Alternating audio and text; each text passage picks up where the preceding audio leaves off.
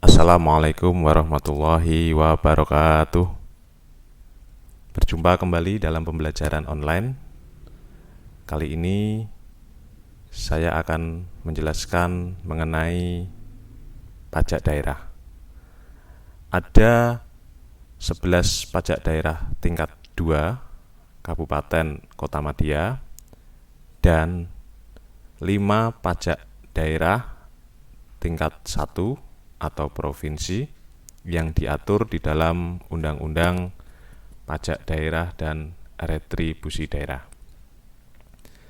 Tetapi untuk kuliah kali ini kita akan batasi hanya mempelajari 2 pajak daerah tingkat 2, yakni pajak bumi bangunan dan bea perolehan hak atas tanah dan bangunan. Nah, 2 pajak ini sangat penting untuk kita pahami bersama karena ketika kita memiliki perusahaan kemudian melakukan ekspansi, tentu akan membeli aset yang namanya bumi atau tanah dan bangunan. Nah, seringkali aset-aset ini di dalam pembelajaran akuntansi ini juga masuk dalam komponen pembentuk neraca atau laporan posisi keuangan sebagai aset tetap. Tetapi ketika kita tidak membeli aset tetap, gedung bangunan kantornya adalah sewa, itu juga dibebani pajak bumi bangunan. Karena mekanisme pengenaan pajak bumi bangunan itu yang menjadi penanggung pajak itu ada beberapa macam. Bisa pemilik, bisa yang menguasai, atau bisa juga yang memanfaatkan. Nah, untuk lebih jelasnya, mari kita lihat tayangan berikut ini.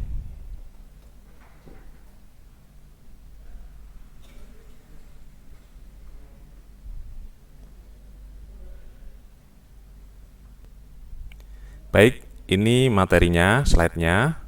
Silahkan disimak ya. Sebelum memulai, kita awali dulu dengan berdoa. Mudah-mudahan apa yang kita pelajari hari ini dapat bermanfaat. Berdoa dipersilahkan.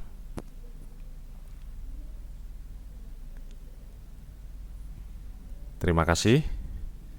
Agenda pembelajaran kali ini kita akan mulai dari konsep BPHTB. Menjelaskan konsep pengenaan bea perolehan hak atas tanah dan bangunan. Kemudian yang kedua mengenai dasar pengenaan pajak, tarif dan perhitungan BPHTB. Yang ketiga kita akan belajar konsep pengenaan pajak bumi bangunan, tetapi kita fokus ke pajak bumi bangunan sektor perdesaan dan perkotaan. Untuk sektor pertambangan, perkebunan yang dikelola oleh pemerintah pusat tidak kita singgung. Kita belajar dari yang sekitar kita dulu ya. Nah, untuk pajak bumi bangunan dan bea perolehan hak atas tanah dan bangunan, kita akan berfokus pada pemerintah kota Semarang. Karena letak kampus kita ada di Semarang, jadi untuk 2 pajak daerah ini kita akan mendasarkan pada ketentuan yang ada di kota Semarang. Pembelajaran terakhir mengenai dasar pengenaan pajak, tarif, dan perhitungan pajak bumi bangunan. Kita masuk ke pembelajaran pertama, konsep BPHTB. Di dalam Undang-Undang Nomor 28 Tahun 2009 mengenai pajak daerah dan retribusi daerah, di situ diatur bahwa bea perolehan atas hak tanah dan bangunan adalah pajak yang diperoleh atas, BPHTB adalah pajak atas perolehan hak atas tanah dan atau bangunan. Nah, siapa yang harus membayar? Subjek dan wajib pajaknya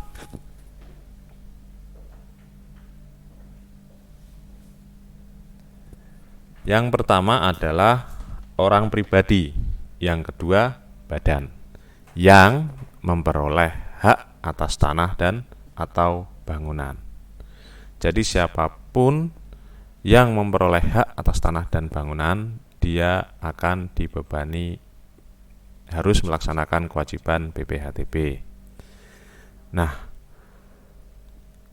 tentunya karena undang-undang ini berlaku secara nasional dan BPHTB adalah pajak daerah, maka pengenaan BPHTB itu harus dibuatkan peraturan daerah. Untuk Kota Semarang, mengenai pengenaan BPHTB ini sudah diatur di dalam Perda Kota Semarang nomor 2 tahun 2011. Nah, apa itu perolehan hak atas tanah dan bangunan? Jadi, kapan atau hal apa yang menyebabkan BPHTB itu timbul? Itu karena adanya peristiwa hukum yang mengakibatkan diperolehnya hak atas tanah dan bangunan oleh orang pribadi atau badan. Jadi ada peristiwa hukum. Peristiwa hukumnya itu apa saja? Bisa karena pemindahan hak atau bisa karena pemberian hak baru. Nah, untuk pemindahan hak itu contohnya bisa diperoleh dari jual beli, tukar menukar, hibah waris, penggabungan usaha, dan lain-lain. Nanti di belakang akan kita detailkan. Kemudian untuk pemberian hak baru, ini merupakan kelanjutan dari pelepasan hak atau di luar pelepasan hak. Kemudian hak atas tanah dan bangunan ini menurut Undang-Undang tentang Pertanahan dibagi menjadi ada hak milik, hak guna usaha, hak guna bangunan, hak pakai, hak milik satuan rumah susun. Ini bagi yang membeli apartemen atau bahasa sederhananya rumah susun. Kemudian ada hak pengelolaan. Nah, objek pajak BPHTB tadi jelas ya, subjeknya adalah orang atau badan yang memperoleh hak. Jadi objek pajaknya adalah perolehan hak atas tanah dan bangunan. Nah, di sini kita ada definisi, beberapa definisi. Pertama mengenai bumi, tanah, dan bangunan. Mengenai bumi itu didefinisikan bahwa bumi adalah permukaan bumi yang meliputi tanah dan perairan pedalaman serta laut wilayah kabupaten atau kota. Kemudian tanah itu didefinisikan sebagai bagian dari permukaan bumi yang berdimensi 2, berukuran panjang kali lebar. Kemudian bangunan adalah konstruksi teknik yang ditanam atau dilekatkan secara tetap pada tanah dan atau perairan pedalaman dan atau laut. Jadi jelas ya, ketika disebut bangunan itu enggak hanya yang dilekatkan di atas bumi saja, enggak hanya rumah, gudang, gedung kantor, tetapi juga ketika ada bangunan yang dilekatkan di perairan maupun di laut. Contohnya apa ini? Contohnya kita memiliki peternakan ikan di laut lepas atau di sungai. Jadi menggunakan keramba apung. Maka atas keramba apung itu bisa menjadi objek BPHTB. Maksudnya adalah itu masuk dalam kategori bangunan. Kemudian dermaga yang berada di atas laut itu juga masuk dalam definisi bangunan. Kita lanjut. Jadi semua perolehan hak atas tanah dan bangunan konsepnya adalah dikenakan biaya perolehan hak atas tanah dan bangunan. Kecuali ada 6 yang tidak dikenakan BPHTB. Yang pertama, tanah atau bangunan yang akan digunakan atau oleh perwakilan diplomatik dan konsulat Tapi ini syaratnya berdasarkan asas timbal balik. Jadi ketika perwakilan diplomatik Indonesia membeli tanah di luar negeri, di sana dikenakan BPHTB, maka perwakilan luar negeri tersebut ketika di Indonesia juga akan dikenakan BPHTB ketika membeli tanah atau bangunan. Asas timbal balik. Kemudian yang kedua, tanah bangunan yang digunakan oleh negara untuk penyelenggaraan pemerintahan dan kepentingan umum. Ini juga tidak dikenakan BPHTB. Kemudian tanah bangunan yang digunakan oleh lembaga atau badan internasional, tetapi ini harus ditetapkan dengan Menteri Keuangan. Yang keempat,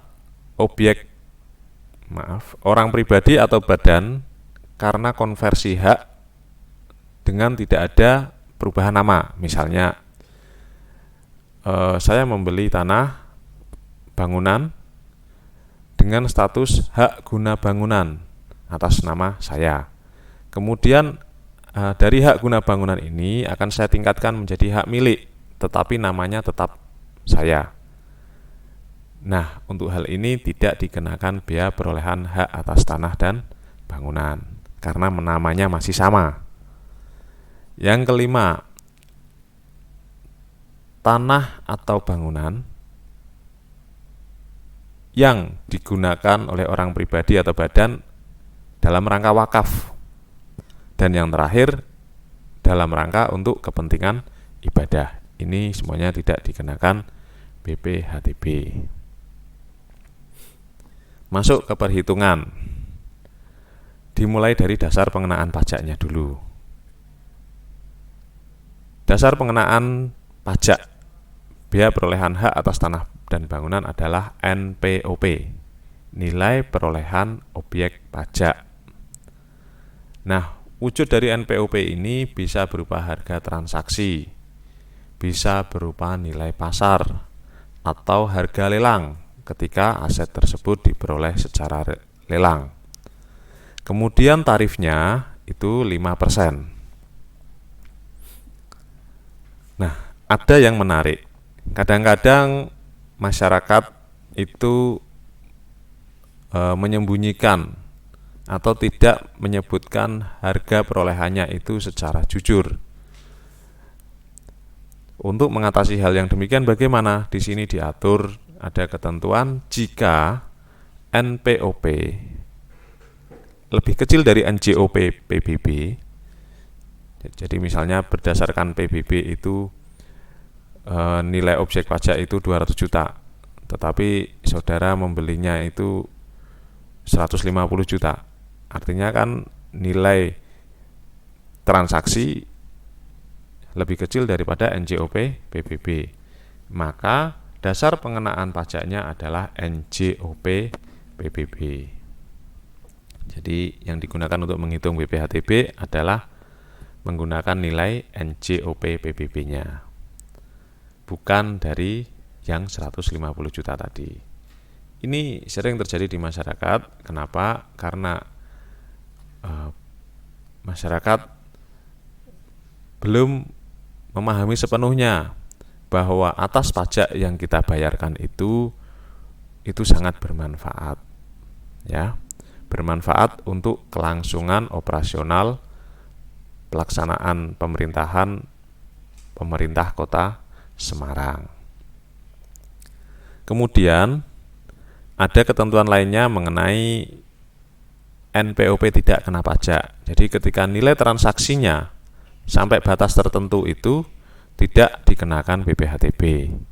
Nah, di dalam Perda diatur bahwa NPOP tidak kena pajaknya adalah 60 juta setiap wajib pajak atau 300 juta ketika perolehan objek pajaknya ini, tanah dan bangunan ini bersumber dari waris atau hibah wasiat dalam garis keturunan lurus 1 derajat. Ya, itu diberikan tidak kena pajak sampai 300 juta. Tetapi kalau misalnya selain itu hanya 60 juta yang diberikan pembebasan tidak dihitung pajaknya. Misalnya saudara beli tanah seharga 70 juta, maka yang dikenakan BPHTB hanya 70 juta dikurangi 60 juta, hanya 10 juta yang dikenakan BPHTB. Kemudian perhitungannya BPHTB sama dengan tarif kalikan dasar pengenaan pajak. Tarifnya 5%. Jadi perhitungannya BPHTB 5% kali nilai perolehan objek pajak dikurangi nilai perolehan objek pajak tidak kena pajak. Jika NPOP lebih kecil dari NJOP PBB, maka BPHTB-nya 5% kali NJOP PBB dikurangi NPOP tidak kena pajak. Itu ya. Saat terutang, jadi kapan munculnya BPHTB ini? Jadi secara formal, yakni saat ditandatanganinya akta. Kemudian ketika misalnya peningkatan hak, saat terutangnya adalah saat didaftarkan ke kantor pertanahan dan lain-lain, nanti dijelaskan di belakang. Dan harus dilunasi saat perolehan hak. Ini. Daluarsa penagihan BPHTB 5 tahun, kecuali wajib pajak melakukan tindak pidana pajak daerah atau diterbitkan surat teguran, surat paksa, atau ada pengakuan utang dari wajib pajak. Ya. Daluarsanya 5 tahun. Jadi ini juga menjadi perhatian buat pemerintah daerah ketika ada peralihan hak dan atas tanah dan atau bangunan, maka pemerintah daerah diberikan waktu hanya 5 tahun untuk menagih BPHTB. Sehingga untuk hal ini perlu diadministrasikan dengan baik, dibuat sistem yang ketika hampir 5 tahun ada peringatan, sehingga atas pengenaan BPHTB ini bisa dilaksanakan semuanya dengan baik dan tertib. Nah ini ya tabelnya. Jadi perolehan hak itu bisa karena pemindahan hak atau pemberian hak baru. Totalnya ada 15 kejadian, mulai dari jual beli, tukar menukar, hibah, hibah wasiat, waris, pemasukan dalam badan hukum lain, pemisahan hak, penunjukan pembeli dalam lelang, pelaksanaan putusan hakim, penggabungan usaha, peleburan usaha, pemekaran usaha, hadiah. Kemudian pemberitaan hak baru ini kelanjutan pelepasan hak dan di luar pelepasan hak. Nah, NPOP-nya di situ sudah dijelaskan, ada harga transaksi, nilai pasar, kemudian harga transaksi lelang. Saat terutang, saat tanggal dibuat dan ditandatangani akta, atau saat tanggal didaftarkan di kantor pertanahan, atau tanggal penunjukan pemenang lelang. Bisa juga tanggal putusan hakim berkekuatan hukum tetap, atau tanggal sekep pemberian hak. Nah ini. Kita masuk ke soal. Misalnya ini. Tuan D membeli tanah sawah di Gunung Pati, Kota Semarang seluas 3.000 meter dengan harga perolehan 500.000 per meter persegi. Di dalam SPPT PBB diketahui NJOP sawah tersebut masuk kelas A80. Hitung BPHTB-nya. Kita cek dulu NJOP A80. Saudara bisa lihat di lampiran 2 Peraturan Menteri Keuangan nomor 150, Peraturan Menteri Keuangan tahun 2010. NJOP A80 itu 82.000 per meter persegi. Berarti harga perolehan 500.000 ini memenuhi syarat sebagai NPOP. Jadi NPOP-nya berapa? 500.000 kali 3.000. Berapa ini? 1,5 miliar, ya, 1,5 miliar. BPHTB-nya 5% kalikan NPOP dikurangi NPOP TKP. NPOP 1,5 miliar dikurangi 60 juta. Kalikan 5%. Hasilnya 72 juta.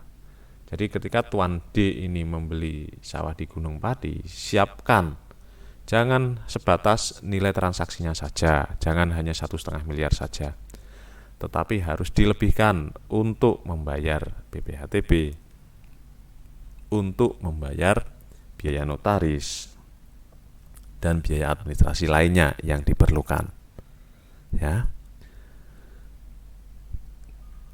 72 juta ini akan masuk ke kas daerah Kota Semarang, digunakan untuk membangun Kota Semarang, membayar gaji pegawai Kota Semarang dalam rangka melaksanakan pelayanan publik.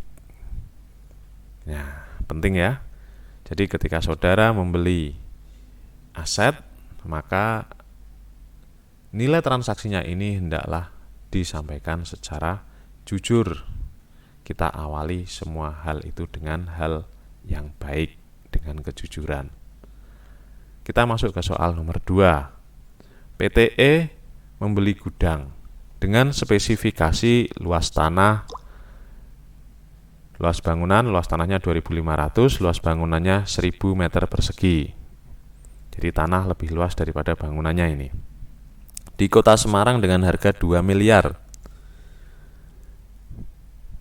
Menurut SPPT PBB diketahui NJOP bangunan kelas B19 dan NJOP bumi kelas A68. Hitung BPHTB-nya. Cek lagi di lampiran 2 Peraturan Menteri Keuangan nomor 50 tahun 2010. Nomor 150 tahun 2010. NJOP tanah A68. Jadi kalau tanah itu kodenya A, kalau bangunan kodenya B, ya.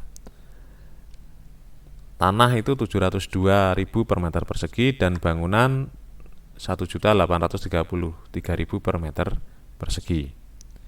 Nah, kita hitung dulu. Menurut PBB, NJOP-nya adalah di tanah ya, 2.500 kali 702.000 itu 1,7 miliar. Bangunan 1.000 meter kali 1,8 juta itu 1,8 miliar, totalnya sekitar 3,5 miliar. Nah, harga perolehan 2 miliar, NJOP 3,5 miliar, berarti yang dipakai adalah NJOP.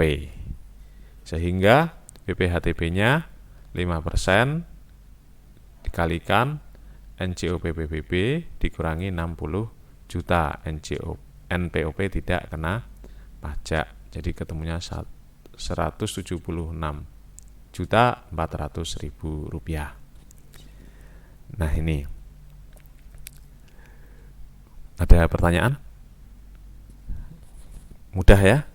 Untuk BPHTB ini masyarakat menyelesaikannya secara self-assessment system.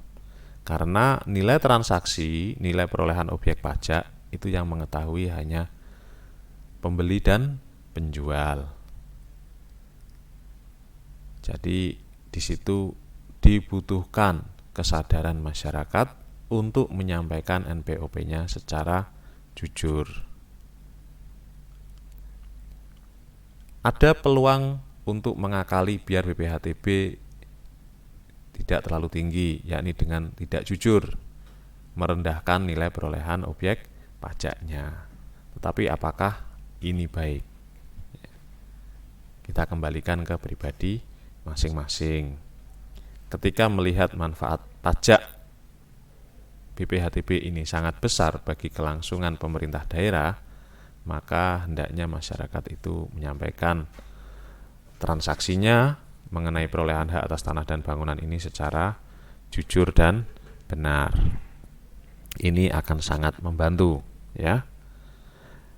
Kemudian pemungutan BPHTB ini juga sudah sesuai dengan teori gaya pikul atau teori daya beli. Ketika masyarakat memiliki kemampuan memikul beban, memiliki penghasilan yang lebih tinggi, mampu membeli tanah seharga tadi ya, bisa 2 miliar, bisa 1,5 miliar dan sebagainya. Ada kemampuan, ada daya beli, maka sudah selayaknya membayar pajak lebih banyak. Itu juga sesuai dengan asas keadilan. yang mampu akan dibebani kewajiban yang lebih tinggi. Ya, pajak nanti melalui pemerintah daerah sebagai amil pajaknya akan mengembalikan dana pajak yang tadi dikumpulkan dalam bentuk pelayanan publik. Kemudian ada lagi mekanisme pengurangan kalau kita misalnya tidak mampu membayar BPHTB-nya, kemudian mekanisme angsuran, itu saudara baca lebih detail di Peraturan Daerah nomor 2 tahun 2011, di situ sudah diajarkan.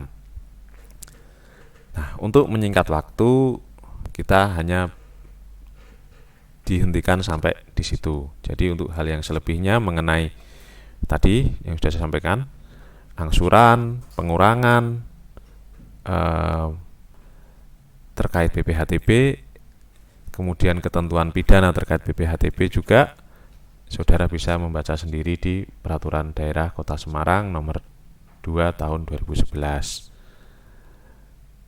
Adapun jika ada kesulitan, saudara bisa japri ke saya atau melalui forum yang sudah disediakan, ya. Kita masuk ke pajak bumi bangunan, pembelajaran ketiga. Pembelajaran ketiga, konsep pajak bumi bangunan perkotaan perdesaan. Di sini didefinisikan bahwa PBB ya, pajak bumi bangunan perdesaan perkotaan, ini adalah pajak atas bumi dan atau bangunan yang dimiliki, dikuasai, dan atau dimanfaatkan oleh subjek pajak orang pribadi ataupun badan, kecuali kawasan yang digunakan untuk kegiatan usaha perkebunan, perhutanan, dan pertambangan. Terkait kawasan yang digunakan untuk kegiatan usaha perkebunan, perhutanan, dan pertambangan ini PBB-nya yang memungut adalah pemerintah pusat. Ya, masih kewenangannya pemerintah pusat. Kita fokus ke PBB P2, perdesaan perkotaan. Siapa yang harus membayar PBB? Subjek dan wajib pajaknya, yakni orang pribadi, bisa juga badan yang memiliki, bisa juga yang menguasai, atau yang memanfaatkan atas bumi dan atau bangunan. Ya. Jadi ketika Anda menyewa kos-kosan, menyewa rumah kontrak, ketika nanti pemiliknya tidak diketahui, pemiliknya tidak mau membayar, maka yang memanfaatkan ini juga dapat dibebani untuk membayar pajak bumi bangunan, ya. Karena di sini termasuk di situ yang memanfaatkan. Ketika menyewa juga kategori yang menguasai atau yang memanfaatkan.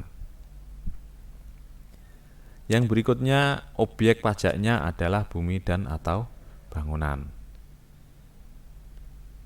Jadi sesuai dengan materi hukum pajak yang sebelumnya, ketika aset seseorang itu banyak, ya, di dalam neracanya asetnya banyak, berarti dia dianggap lebih mampu, maka akan dibebani pajak yang lebih tinggi. Bagaimana biar nggak bayar PBB? Ya, Anda tidak usah membeli bumi dan bangunan, nggak usah punya rumah, nggak usah punya tanah. Jadi lebih pilih mana? Lebih pilih diberikan kemampuan membayar PBB atau malas membayar pajak bumi bangunan. Kalau saya memilih diberikan kemampuan membayar PBB 1 miliar per tahun. Apa artinya? Aset saya nilainya lebih dari itu. Ya kan? Penghasilan saya lebih dari itu. Jadi berdoalah sekarang itu jangan minta kaya, tapi minta diberikan kemampuan membayar pajak yang paling tinggi. Nah, ya. Begitu. Harus cerdas cara berdoa. Kita masuk ke pengertian bumi. Sama seperti BPHTB, karena ini satu induk ya, Undang-Undang Pajak dan Retribusi Daerah. Untuk PBB ini diatur di pasal 77 sampai dengan pasal 84. Sementara kalau bea perolehan hak atas tanah dan bangunan di pasal 85 sampai 93. Bumi, permukaan bumi yang meliputi tanah dan perairan pedalaman serta laut wilayah daerah. Bangunan, konstruksi teknik yang ditanam atau dilekatkan secara tetap pada tanah dan atau perairan pedalaman dan atau laut. Termasuk dalam pengertian bangunan di situ ada jalan lingkungan, jalan tol, kolam renang, pagar mewah, tempat olahraga, galangan kapal, dermaga, taman mewah, kilang minyak, kilang air, gas, pipa minyak, dan menara. Jadi ini atensi buat nanti kalau rekan-rekan menjadi pegawai pemerintah Kota Semarang di bagian Badan Pendapatan Daerah. Saudara harus jeli ya, mengamati objek pajak bumi dan atau bangunan yang ada di Kota Semarang. Ketika rumah itu mewah, pagarnya mewah, maka pagar mewah itu masuk bagian komponen komponen pajak bumi bangunan.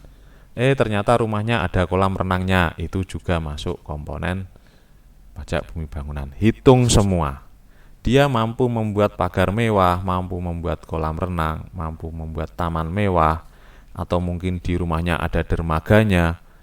Nah, hitung semua, kenakan pajak bumi bangunan. Untuk apa? Untuk memberikan asas efek keadilan. Menerapkan teori gaya pikul, teori daya beli, ya. Tetapi ketika yang punya pagar mewah, taman mewah, kolam renang, bayar PBB-nya kecil, itu tidak adil. Masyarakat kecil, miskin, harusnya dibantu, tapi karena penerimaan daerahnya kecil, maka otomatis nanti akan terbebani semua. Idealnya adalah yang membayar pajak yang mampu.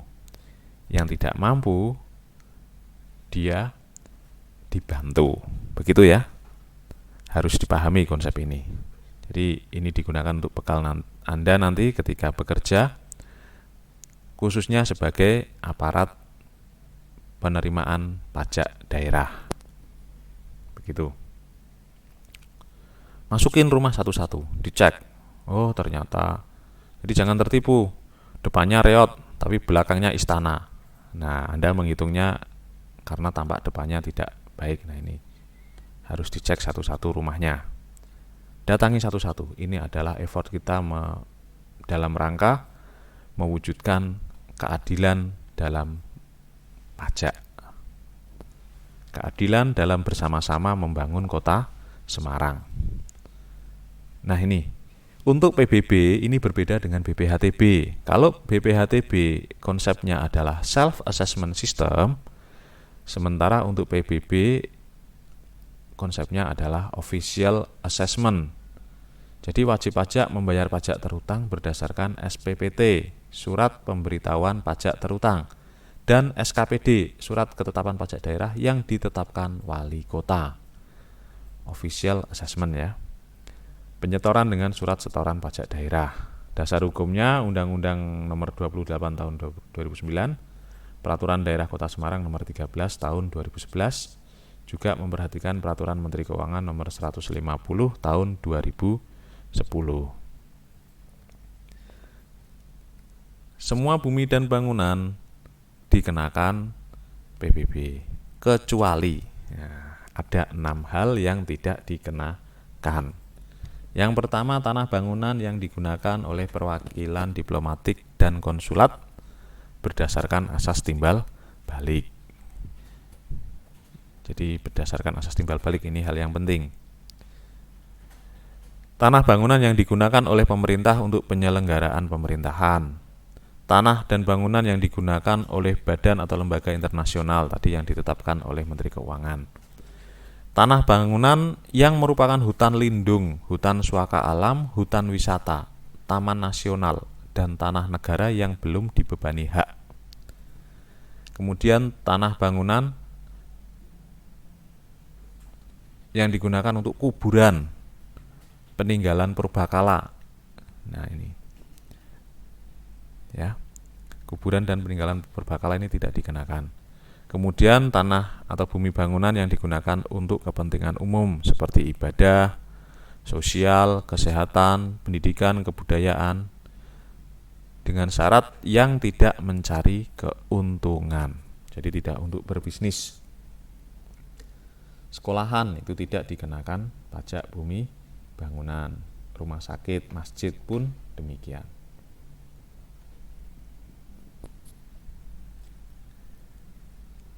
Kita masuk ke perhitungan, pembelajaran keempat, dasar perhitungan pajak, tarif, dan perhitungan. Untuk menghitung PBB, dasarnya adalah NJOP, nilai jual objek pajak. Ini keadaan objek pajak per tanggal 1 Januari. Jadi misalnya, ada tanah, dibeli, Tuan A membeli tanah itu tanggal 3 Juni 2019.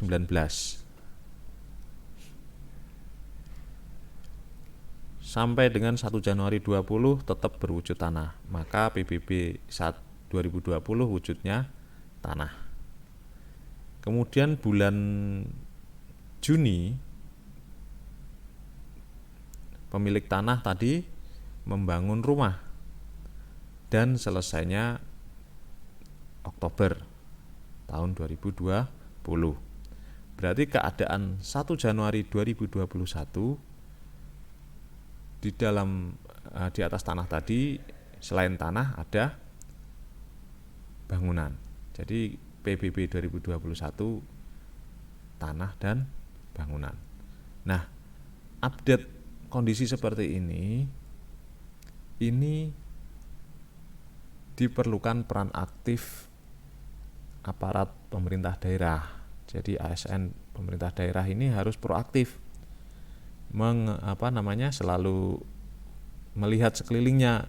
Ketika tadinya belum ada bangunan, ketika ada bangunan, ini hal-hal yang menambah nilai jual objek pajak, dan ini menjadi dasar pengenaan pajak bumi bangunan. Ini harus diteliti, harus diamati, dan segera ditetapkan per kondisi 1 Januari untuk meningkatkan PAD, pendapatan asli daerah. Ya. Nah, salah satu mekanisme yang dapat digunakan secara sistem adalah dengan mekanisme IMB, perizinan izin mendirikan bangunan. Jadi ketika tadinya ada tanah kosong mau dibuat rumah, maka yang mau membangun tadi harus mengajukan IMB. Ini otomatis pemerintah daerah akan mengetahui, oh, di tanah tersebut besok akan dibangun rumah, luas bangunannya sekian. Nah, jadi kewajiban masyarakat harus mengajukan IMB ya, izin mendirikan bangunan, ini bisa digalakkan kembali untuk mempermudah badan penerimaan daerah ini dalam rangka mengkolek pendapatan asli daerah melalui pajak bumi bangunan. Tapi syaratnya ya yang mudah, jangan dipersulit. Misalnya gambar pun tidak harus gambar arsitek, gambar sederhana pun diterima, karena tidak semua masyarakat itu bisa menggambar secara gambar teknik. Tapi kira-kira denah luasnya rumahnya seperti ini. Nah, begitu. Baru nanti ketika pengetahuan masyarakat sudah mulai bertambah, nanti gambar-gambar itu bisa dilengkapi dengan hal-hal lain, misalnya pintu-pintu untuk menyelamatkan diri ketika terjadi kebakaran, terjadi gempa bumi, dan sebagainya. Nah, tetapi dalam rangka collecting, pengumpulan pajak bumi bangunan, ya, sebagai komponen pendapatan asli daerah, ini IMB ini sangat penting. Ini digalakkan kembali. Ketika sudah terlanjur dibangun tetapi IMB-nya belum ada, maka suruh ngajukan lagi. Ini otomatis nanti menjadi update bagi pemerintah daerah ketika collecting pajak bumi bangunan, ya. Nah, besarnya NJOP ini ditetapkan setiap 3 tahun, kecuali untuk objek pajak tertentu sesuai perkembangan wilayah.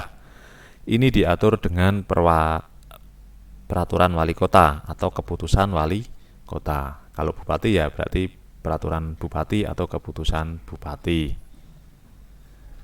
Tarif BPHTB 0,1% untuk NJOP sampai dengan 1 miliar, 0,2% untuk NJOP lebih dari 1 miliar. PBB bersifat official assessment, jadi melalui dari SPOP. Jadi SPOP, surat pemberitahuan objek pajak, kemudian nanti akan ditetapkan menjadi SPPT, surat pemberitahuan pajak terutang. Jadi dengan konsep official assessment, masyarakat tinggal membayar, nanti akan mendapatkan surat tanda lunas setoran PBB P2. Bayarnya di mana? Sesuai yang tertera di SPPT. Jadi kalau di SPPT ditulis membayarnya melalui Bank Jateng, Bank Mandiri, Bank BNI, ya Anda harus membayarnya melalui bank. Mengapa? Ini untuk juga memberikan keyakinan bahwa pajak yang saudara bayarkan ini langsung masuk ke kas daerah Kota Semarang. Kalau melalui orang, khawatirnya tidak sampai. Ya. Ketika tidak sampai bagaimana? Ya, Anda dianggap belum bayar pajak, kan belum dapat surat tanda lunas setoran. Nanti akan ditagih.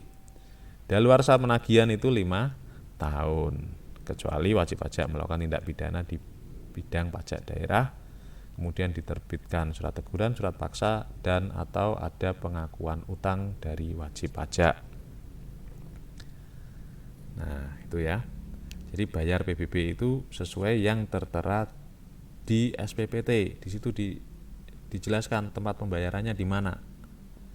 Nah, NJOP tidak kena pajak 10 juta untuk setiap wajib pajak. Jadi misalnya saya memiliki rumah 2 di Kota Semarang, maka yang mendapatkan tidak kena pajak hanya salah satu. Yang satu tanpa berhak NJOP tidak kena pajak. Itu ya. PBB tarif kalikan DPP 0,1% kali NJOP dikurangi NJOP TKP atau 0,2% dikali NJOP dikurangi NJOP tidak kena pajak.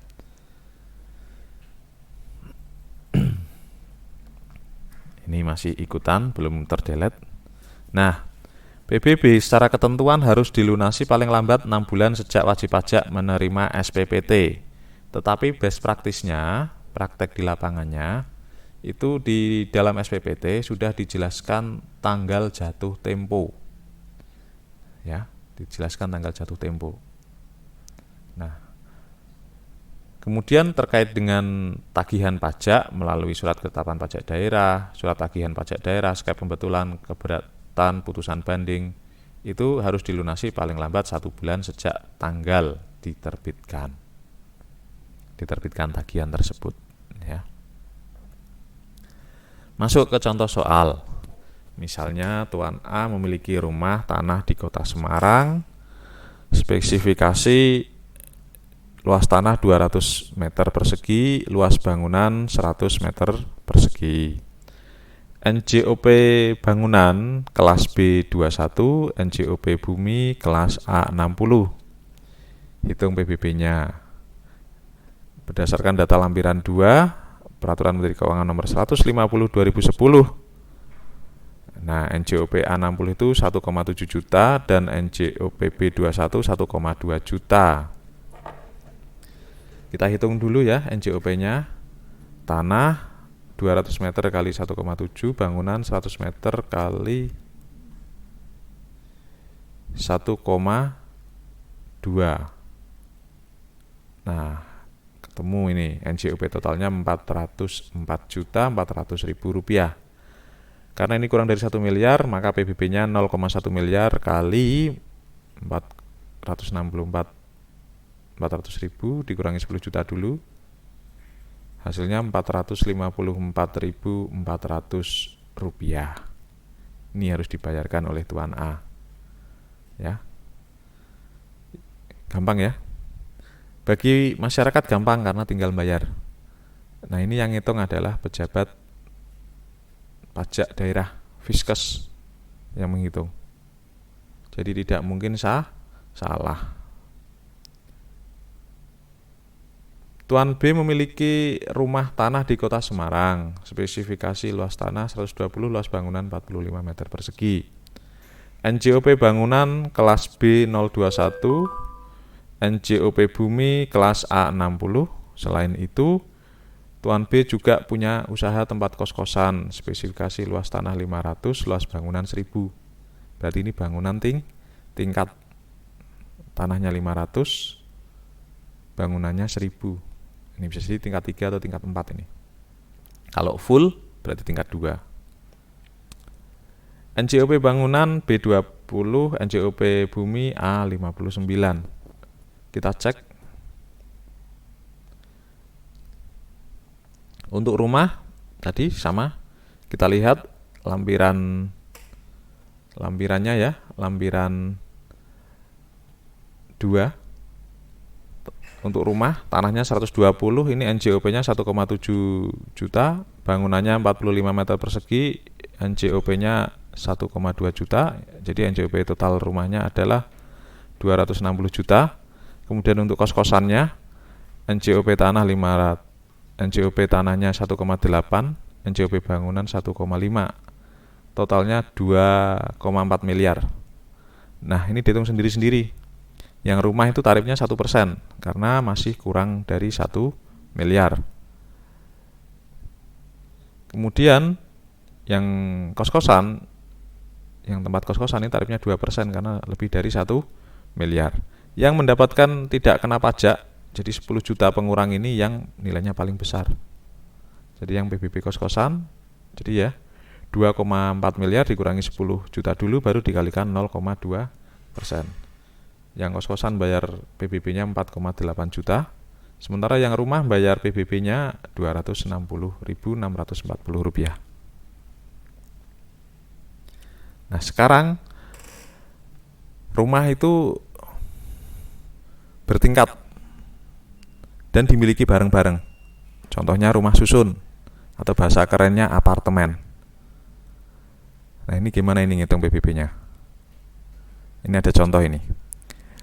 Sebuah apartemen di Kota Semarang terdiri dari 100 unit tipe 70, 75 unit tipe 90, 50 unit tipe 120 meter persegi. Luas bangunan bersama itu seperti koridor, tangga, tempat parkir bersama, itu 500 meter persegi. Biaya pembuatan bangunan hunian 4 juta per meter persegi. Setelah dikonversi menjadi B14. Jadi biaya realnya 4 juta per meter persegi, tapi setelah dikonversi di lampiran 2 Peraturan Menteri Keuangan nomor 150 ini menjadi kelompok B14. NJOP-nya 4,2 juta per meter persegi. Bangunan bersamanya 3 juta per meter persegi, setelah dikonversi menjadi B16 3,1 juta per meter persegi. Apartemen berdiri di atas tanah seluas 5.000 meter persegi. Luas tanah per meternya 5.000 meter persegi dengan harga 5 juta per meter. Setelah dikonversi ini masuk kelas A46, 5.095.000 rupiah. Hitung PBB terutang untuk tiap-tiap tipe apartemen apabila dimiliki oleh wajib pajak yang berbeda-beda. Nah, terkait dengan hal seperti ini, nanti ini objek pajak bangunan atas strata titel. Dalam menentukan besarnya PBB terutang, dipertimbangkan hal-hal yang ada dalam bangunan strata titel. Jadi ada bangunan sendiri, ada bangunan bareng-bareng. Ini juga harus dipikul bersama. Ada bangunan bersama, yaitu bagian dari rumah susun apartemen yang dimiliki secara tidak terpisah untuk pemakaian bersama dalam kesatuan fungsi. Misalnya lahan parkir, jalan lingkungan, ya, koridor, selasar, ya. Kemudian ada benda bersama, yaitu benda yang bukan merupakan bagian dari rumah susun tapi dimiliki secara bersama, tidak terpisah untuk pemakaian bersama. Contohnya lift, tangga, kolam renang. Kemudian ada tanah bersama, sebidang tanah yang digunakan atas dasar hak bersama secara tidak terpisah yang di atasnya berdiri rumah susun. Jadi 5.000 meter itu dimiliki bersama-sama oleh seluruh pemilik rumah susun atau apartemen. Ini menghitungnya, saudara harus tentukan dulu luas bangunannya. Tipe 70 ada 100 unit. Jadi ada luas bangunannya 7.000 meter untuk tipe 70. Tipe 90 ada 75 unit.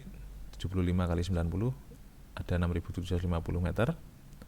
Tipe 120 ada 50 unit. Ini kita kalikan ya, ketemu 6.000 meter. Jadi untuk bangunan apartemen totalnya 19.750.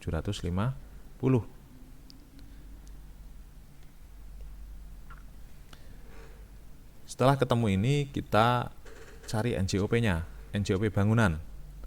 Untuk hunian, tadi B14, NJOP-nya adalah 4,2 juta, dikalikan 19.750, ketemunya 82 miliar 950 juta. Untuk bangunan bersama, itu tadi B16 atau 3,1 juta, luasnya adalah 500 meter persegi, sehingga ketemunya 1,55 miliar. Sehingga NJOP bangunan totalnya 84 miliar 500 juta rupiah. Ini NJOP bangunan. Kemudian NJOP bumi A46 5.095.000 rupiah dikalikan luasnya 5.000 meter persegi, 25 miliar 475 juta rupiah. Jadi ketemu NJOP bangunan, NJOP bumi. Sekarang kita hitung satu-satu sesuai tipe. Jadi PBB apartemen tipe 70 bayarnya berapa? Kita hitung bumi dan bangunannya secara proporsional. Ya. Bumi 70 per 19.750 kali NJOP bumi. Ketemunya 90 jutaan. Bangunan itu juga 70 per 19.750 kali 84 miliar 500 juta rupiah. Ketemunya 299 juta sekian. Sehingga total NJOP bumi dan bangunan 389 juta 784 810. Dikurangi NJOP tidak kena pajak 10 juta, NJOP kena pajaknya 379 juta 784.810. PBB-nya karena kurang dari 1 miliar jadi 0,1% kali 379.784.810 sama dengan 379.785 rupiah. Ini untuk tipe 70. Tipe 90 dan tipe 120 pun demikian. Dikalikan perbandingan secara proporsional 90 per 19.750. Yang tipe 120 juga dikalikan 120 per 19.750. Ya, gampang ya. Jadi tidak usah bingung. Di Semarang sudah mulai banyak apartemen. Besok kalau Anda bekerja sebagai badan penerimaan daerah, Anda suruh menghitung PBB-nya berapa sih untuk apartemen A, apartemen B. Nah, Anda bisa menghitung dengan mekanisme seperti ini. Sama sebelumnya, hal di dalam perda tersebut juga diatur mengenai keberatan, banding, ya, kemudian pengurangan PBB, pembebasan PBB, ketentuan pidana mengenai PBB. Ini diatur detail di dalam Perda nomor 13 2011. Itu tidak kita bahas lebih lanjut, mengingat waktu ya. Kita cukupkan sampai ini. Mudah-mudahan bisa dipahami konsep dasar pengenaan pajak bumi bangunan, konsep dasar pengenaan biaya perolehan hak atas tanah dan bangunan. Seperti itu, BPHTB Self Assessment, PBB Official Assessment. Nah, dari belajar ini saudara bisa memahami ya, ketika nanti sebagai wajib pajak, kalau PBB berarti tinggal bayar, BPHTB Anda harus menghitung. Sementara kalau jadi pejabat pajaknya, untuk BPHTB tinggal menerima dan meneliti, PBB saudara harus menghitung, membantu masyarakat dalam menetapkan PBB-nya, karena ini official. Oke, saya kira itu. Jika ada pertanyaan, sampaikan melalui forum yang disediakan. Kurang lebihnya mohon maaf. Kembali saya ingatkan, bayar pajak dengan ikhlas. Pajak itu akan membangun pemerintah daerah Kota Semarang, khususnya pajak bumi bangunan dan biaya perolehan hak atas tanah dan bangunan. Itu kesimpulannya.